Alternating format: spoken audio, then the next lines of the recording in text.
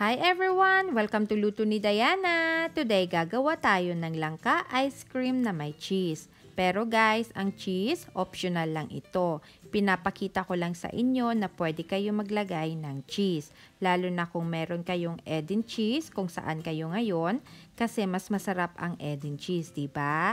Ang gamit ko dito ay hindi Edin cheese. Again, optional lang ito at pinapakita ko lang sa inyo na pwede tayong maglagay ng cheese. So, ayan guys, keep on watching!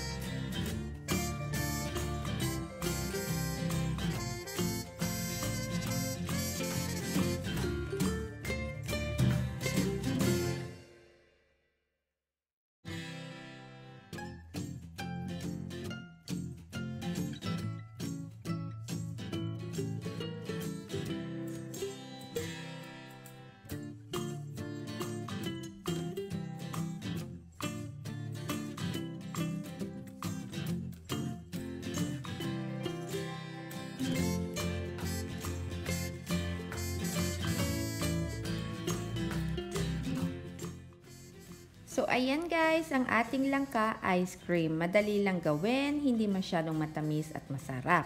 Pasensya na, wala akong skills sa pag-scoop ng ice cream. Ang importante, masarap at satisfied tayo, diba? So, ayan guys, I hope you will try this recipe at home. Thank you so much for watching. Please don't forget to like, subscribe, and hit the notification bell para lagi kayong updated kung may bago akong video. Bye!